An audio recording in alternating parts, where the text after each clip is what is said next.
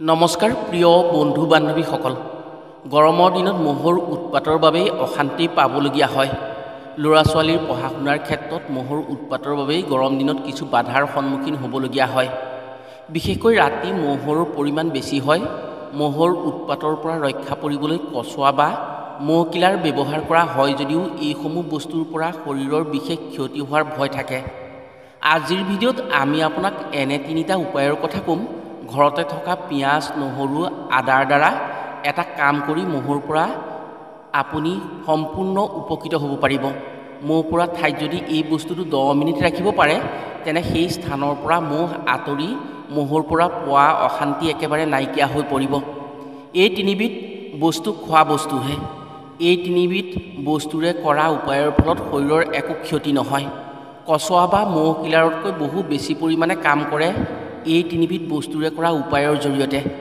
ইয়াৰ গোন্ধ পোৱাৰ লগে লগেই মহ পলাই পতং দিব যদি সন্ধিয়া এই কাম কৰি ঘৰৰ ভিতৰত বা ল'ৰা ছোৱালীয়ে পঢ়াৰ ঠাইত ৰাখি দিব পাৰে তেনে সেই স্থানত এটাও মহ নাথাকিব আৰু মহৰ পৰা সুৰক্ষিত হ'ব পাৰিব গৰম দিনত মহৰ পৰা ৰক্ষা পৰিব পৰা ঘৰুৱা উপায়ৰ ভিতৰত এই উপায় অতি প্ৰমাণিত উপায় মাত্ৰ ভিডিঅ'ত কোৱাৰ দৰেই এবাৰ কৰি চাওক প্ৰমাণ নিজে পাব সেয়েহে আজিৰ ভিডিঅ'টো প্ৰতিজন মানুহৰ বাবেই অতি গুৰুত্বপূৰ্ণ ভিডিঅ' আজিৰ ভিডিঅ'টো যিসকলে শেষলৈকে চাই মহ খেদাৰ বাবে পিয়াজ নহৰু আদাৰ দ্বাৰা কৰা উপায়টোৰ বিষয়ে জানি লয় তেওঁলোকে এই উপায় কৰি নিশ্চয় উপকৃত হ'ব পাৰিব মহ হৈছে দেৱী পাৰ্বতীৰ মুখেৰে সৃষ্টি হোৱা এবিধ জীৱ শাস্ত্ৰ অনুসৰি যেতিয়া মহাদেৱে কৃষি কাৰ্যত গভীৰভাৱে মগ্ন হৈছিল ঘৰ দুৱাৰ এৰি বছৰৰ পাছত বছৰ খেতি বাতিত ব্যস্ত আছিল তেতিয়া মাতা পাৰ্বতীয়ে মৌদা সৃষ্টি কৰি খেতি কৰাৰ সময়ত মহাদেৱক মনোযোগ ভাঙিবৰ বাবেই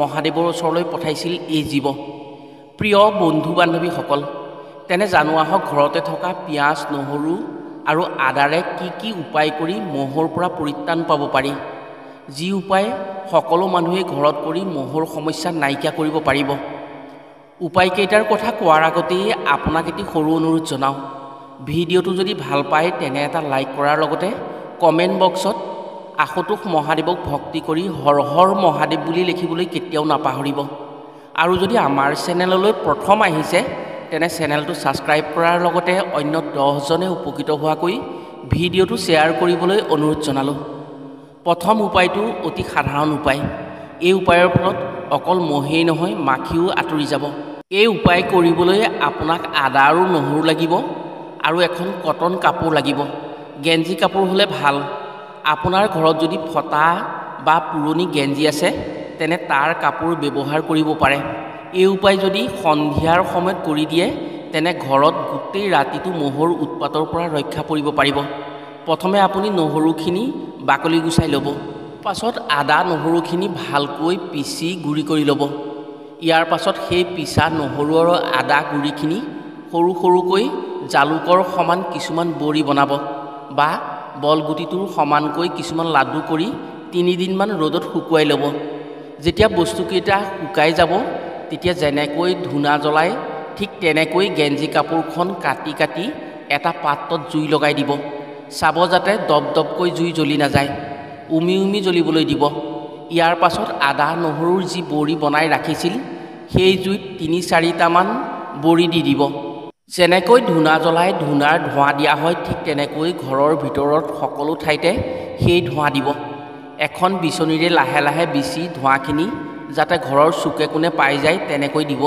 পাত্ৰটো ঘূৰাই ধোঁৱাখিনি দিব যেতিয়া সেই ধোঁৱাৰ গোন্ধ পাব মহ লগে লগেই সেই ঠাইৰ পৰা আঁতৰি পলাব যি 2-4টা মহ থাকিব সেইবোৰ মজিয়াত শুই পৰিব কচুৱা বা কিলাৰ লগালে যেনেকৈ মহ আঁতৰি যায় এই উপায় কৰাৰ ফলত তাতকৈ 10 গুণ উপকৃত হ'ব পাৰিব এই ধোঁৱা মহে একেবাৰে সহ্য কৰিব নোৱাৰে এই কাম কৰাৰ পাছত 6 ঘণ্টাৰ পৰা 8 ঘণ্টা পৰ্যন্ত আপোনাৰ ঘৰৰ পৰা মহৰ উপদ্ৰৱ একেবাৰে নাইকিয়া হ'ব এই উপায় স্বাস্থ্যৰ বাবে কোনো অপকাৰী নহয় কচুৱা বা কিলাৰ যদি লগায় তেনে আপোনাৰ শৰীৰৰ বাবে অপকাৰ হ'ব পাৰে যদি এই কাম কৰে আপোনাৰ ঘৰত এবাৰ সন্ধিয়া কৰি দিয়াৰ পাছত তেনে 6 ঘণ্টা পৰ্যন্ত আপোনাৰ ঘৰত মহৰ অশান্তিৰ পৰা ৰক্ষা পৰিব পাৰিব 2 নম্বৰ উপায়টো কৰিবলৈ আপোনাক এটা পিয়াজ লাগিব অলপ কপাহ আৰু অলপ নিমপাত লাগিব লগতে অলপমান সৰিয়হৰ তেল লাগিব এই উপায় স্বাস্থ্যৰ বাবে অতি উপকাৰী। এই উপায় কৰাৰ ফলত অকল মহেই যে আঁতৰি যাব সেই কথা নহয়, মাখিও নাইকিয়া হ'ব। এদিন কৰাৰ পাছত প্ৰতিদিনেই কৰিবলৈ আপুনি নিজেই বাধ্য হ'ব। এই উপায়ৰ ফলত বীজাণু নাশ হয়। মাজে মাজে এই উপায় ঘৰত কৰি থাকিলে গৰম দিনত হোৱা খৰ খজুৱতি আদিৰ পৰাও ৰক্ষা পৰিব পাৰি। প্ৰথমে নিমপাতখিনি ভিডিঅ'ত দিয়াৰ ধৰণেৰে এখন ছুৰী বা কটাৰীৰে সৰু সৰুকৈ কাটি ল'ব। ইয়াৰ পাছত সেই নিমপাতবোৰ আপুনি টুকুৰাকেইটা দুটামান ৰ'দত শুকুৱাই ল'ব। যেতিয়া আপুনি ঘৰত উপায়টো কৰিব, অৰ্থাৎ সন্ধিয়াৰ সময়ত যদি উপায়টো কৰে তেনে বেছি ভাল হয়, কিয়নো সন্ধিয়াৰ লগে লগেই মহৰ উৎপাত বাঢ়ে। সেয়েহে যদি সন্ধিয়াৰ সময়ত কৰে তেনে মহ এবাৰ খেদা খালে পুনৰ ঘূৰি নাহিব। আপুনি যি কপাহ লৈছিল সেই কপাহ পাতলকৈ মেলি ল'ব। কপাহ এডাল শলিতা জোখৰ ল'ব। কপাহখিনি মেলি তাৰ ওপৰত আপুনি দিনত যি নিমপাত শুকুৱাই থৈছিল সেই নিমপাতৰ কিছু নিমপাত সেই কপাহৰ ওপৰত দি কপাহখিনি নুৰিয়াই, অৰ্থাৎ কপাহখিনিৰ মাজত শুকান নিমপাতখিনি দি মেৰিয়াই দুডালমান শলিতা বনাব। ইয়াৰ পাছত দুটা পিঁয়াজ ল'ব। এখন ছুৰী বা কটাৰীৰে পিঁয়াজটোৰ ভিতৰখন খুলি ল'ব। পিঁয়াজৰ তলৰ ফালে যিফালে অৰ্থাৎ শিপা থাকে সেইফালে আপুনি সমানকৈ কাটি ল'ব। মজিয়াত থ'লে যাতে সেই পিঁয়াজটো ৰৈ পৰে তেনেকুৱা কৰি ল'ব। যি খোলা কৰিছিল তাত সৰিয়হৰ তেল দি আপুনি কপাহ নিমপাতেৰে যি শলিতা তৈয়াৰ কৰিছিল সেই শলিতা এডাল দি সেই গাঁতটোত অৰ্থাৎ পিঁয়াজৰ গাঁতটোত আপুনি সৰিয়হৰ তেল দি দিব। যেনেকৈ শলিতা দি বন্তি জ্বলোৱা হয় ঠিক তেনেকৈ আপুনি সেই শলিতাডাল জ্বলাই দিব।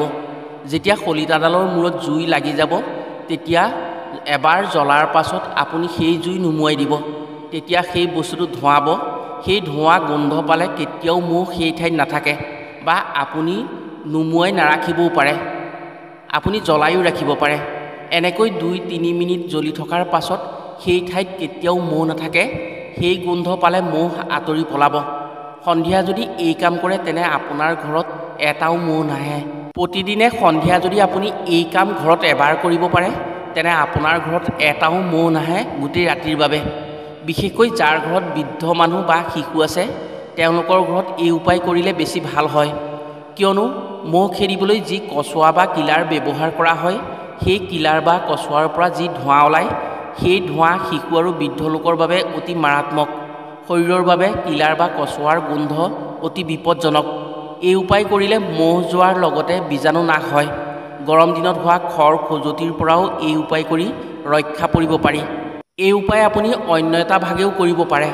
পিঁয়াজটো খুলি দিয়াৰ পাছত পিঁয়াজৰ সেই খোলাত নিমনেলৰ গুটি পিচি তাৰ গুড়িখিনি তাত দিব লাগে আৰু তাত অলপ মিঠাতেল বা সৰিয়হৰ তেল দি বন্তি জ্বলোৱাৰ দৰে শলিতা লগাই জ্বলোৱা হয়, তেতিয়া মহ আঁতৰি যায়। এই ক্ষেত্ৰত মহ যোৱাৰ উপৰিও অপশক্তি বা ঋণাত্মক শক্তিৰ প্ৰভাৱৰ পৰাও ঘৰখন সুৰক্ষিত হ'ব পাৰে। পঢ়া শুনা কৰা সৰু সৰু ল'ৰা ছোৱালীয়ে পঢ়া শুনাৰ সময়ত যদি সেই স্থানত অভিভাৱকে এই উপায় কৰিব পাৰে তেনে অতি ভাল হয়। মহ খেদাৰ লগতে শিশুটিৰ শৰীৰৰ কোনো ক্ষতি নহয়। 3 নম্বৰ উপায়টো একেবাৰে সহজ উপায়। এই উপায়ৰ বাবে আপোনাক বন্তি জ্বলোৱাৰ দৰে এটা চাকি লাগিব। মাটিৰ চাকি হ'লেও হ'ল বা বন্তি জ্বলাবলৈ যি সঁজুলি ব্যৱহাৰ কৰে তেনে সঁজুলি হ'লেও হ'ব। কেইটামান নহৰু পিচি গুড়ি কৰি ল'ব। পাত্ৰটো অলপ সৰিয়হৰ তেল আপুনি যেনেকৈ বন্তি জ্বলাই তেনেকৈ দি ল'ব। ইয়াৰ পাছত সেই তেলত সেই যি নহৰু পিচি ৰাখিছিল আপুনি সেই নহৰুখিনি দি দিব লাগিব। ইয়াৰ পাছত কটন কাপোৰৰ এডাল শলিতা বনাই যেনেকৈ বন্তি জ্বলাই শলিতা দি ঠিক তেনেকৈ সেই শলিতাডাল তাত দি জ্বলাই দিব। যেতিয়া জ্বলি যাব তেতিয়া সেই নহৰুৰ তেল গোন্ধ পোৱাৰ লগে লগেই সেই ঠাইৰ পৰা মহ পলাই পতং দিব। সেই স্থানত এটাও মহ নাথাকিব।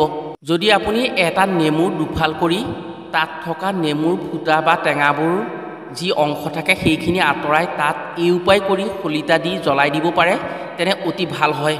তেতিয়া বহু সময়লৈকে সেই গোন্ধ থাকি যায় আৰু বহু সময়লৈকে মহ সেই স্থানলৈ নাহে।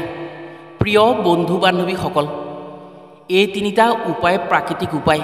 ইয়াৰ পৰা শৰীৰৰ অপকাৰ নহয়, বৰঞ্চ উপকাৰহে হয়। সেয়েহে মহ খেদাৰ ক্ষেত্ৰত যদি আপুনি আপোনাৰ ঘৰত এই 3টা উপায় কৰিব পাৰে তেনে শিশু আৰু বৃদ্ধসকলৰ বা গৰ্ভধাৰণ কৰা মানুহৰ বাবে অতি ভাল হয়। তেওঁলোকৰ শৰীৰত কোনো ধৰণৰ অপকাৰ নকৰে। কচুৱা কিলাৰ ব্যৱহাৰৰ ফলত শৰীৰৰ যি ক্ষতি হয় সেই ক্ষতিয়ে মানুহক বেমাৰী কৰে। এই 3বিধ উপায় যিকোনো এটা উপায় যদি আপুনি কৰিব পাৰে তেনে আপোনাৰ ঘৰৰ বাবে বা আপোনাৰ ঘৰৰ সদস্যসকলৰ বাবে সৰ্বপ্ৰকাৰে উন্নতি হ'ব। মহ খেদাৰ বাবে আপুনি এই তিনিটা উপায়ৰ এটা উপায় যদি আপুনি সন্ধিয়া কৰে তেনে লাভ আপোনাৰে হ'ব। আশা কৰিছোঁ এই উপায় কৰি নিশ্চয় উপকৃত হ'ব পাৰিব। আজিলৈ ভিডিঅ'টো ইমানতে সামৰিছোঁ। পুনৰ অন্য এটি ভিডিঅ'ৰ জৰিয়তে লগ পোৱাৰ আশাৰে আজিলৈ আহোঁ। সকলো ভালে থাকক, সুস্থ থাকক। ধন্যবাদ।